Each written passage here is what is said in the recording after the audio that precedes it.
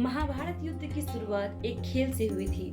यह खेल एक ऐसा छल था जिसे पांडव अपना राजपाट, भाई, पत्नी सब कुछ हार गए थे। इस हार के बाद पांडवों को 12 साल के लिए वनवास और 1 साल का अज्ञातवास मिला था। दोस्तों, जब कौरव और पांडवों के बीच जब राज्य बंटवारे को लेकर कलह चली तो मामा शकुनी की अनुशंसा पर धृतराष्ट्र ने खांडवप्रस्थ नामक एक जंगल पांडवों को दे दिया गया, जिससे पांडवों को कुछ समय तक शांत रहे। अब पांडवों के समक्ष उस जंगल को एक नगर बनाने की चुनौती थी। यह जंगल यमुना नदी के किनारे एक बीहड़ वन था, जिसका नाम खांडव वन था। पहले इस जंगल में एक नगर हुआ करता था, फिर वह नगर नष्ट हो गया और उसके खंडर ही बचे थे। खंडरों की आसपास वहाँ जंगल निर्मित हो गया था। दोस्तों, इस खांडव वन का नाम भगवान श्री कृष्ण ने इंद्रप्रस्थ रखा था। जब इंद्रप्रस्थ में पांडव, द्रौपदी व माता कुंती सुख से रह रहे थे कि एक दिन वहाँ नारद ऋषि पधारे और उन्होंने पांडवों को 2 असुर भाइयों की कथा सुनाई, जिसमें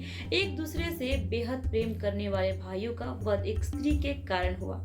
नारद ने उन्हें चेताया कि स्त्री के कारण भाइयों में झगड़े हो सकते हैं, अतः उनको भी इसके लिए उपाय करना चाहिए। तब 5 भाइयों ने निर्णय लिया कि जब भी द्रौपदी किसी एक भाई के साथ होगी तब कोई अन्य भाई वहां नहीं जाएगा। यदि ऐसा हुआ तो उस भाई को 12 वर्षों के लिए राज्य छोड़ना पड़ेगा। उनके इस फैसले को सभी भाई मान गए। कुछ समय व्यतीत होने के बाद एक घटना घटी। एक दिन कुछ लुटेरे एक ब्राह्मण की गाय चुराकर भागने लगे। वे ब्राह्मण सहायता की गुहार लगाता महल तक आ गया। अर्जुन उस ब्राह्मण की सहायता करने को तत्पर हो अपना धनुष लेने शस्त्रागार में गए। वहाँ उस समय युधिष्ठिर व द्रौपदी उपस्थित थे। अर्जुन समझ गए कि अंदर जाने पर उन्हें 12 वर्ष के लिए अपना राज्य छोड़ना पड़ेगा, किंतु ब्राह्मण की सहायता न करने पर युधिष्ठिर को कलंक लग सकता है। यह विचार करके वो अंदर चले गए। युधिष्ठिर से बात करके अर्जुन ने लुटेरों का पीछा कर उन्हें मार दिया और ब्राह्मण को उसकी गौ दिला दी। उसके पश्चात वे वापिस आए और उन्होंने युधिष्ठिर से राज्य छोड़कर जाने की आज्ञा मांगी। युधिष्ठिर द्रवित हो गए और उन्होंने अर्जुन से कहा कि तुम मेरी आज्ञा लेकर अंदर आए थे और तुमने मेरे हित का ही कार्य किया है।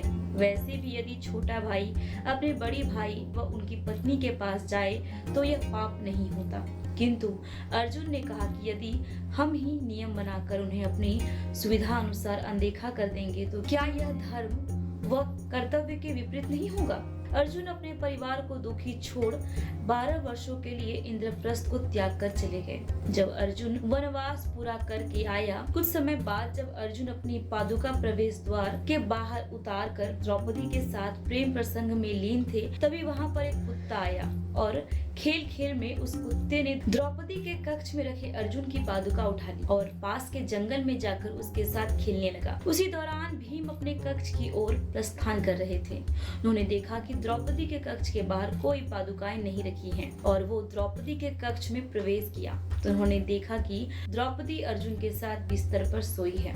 जब द्रौपदी भीम को अपने कक्ष में देखा तो वह शर्मिंदा हो गई और क्रोधित होते हुए उसने भीम से कहा कि उसने कक्ष में प्रवेश कैसे किया, जबकि अर्जुन ने अपनी पादुका प्रवेश द्वार के बाहर उतारे। इस पर भीम ने कहा कि कोई भी पादुका द्वार पर नहीं रखी है।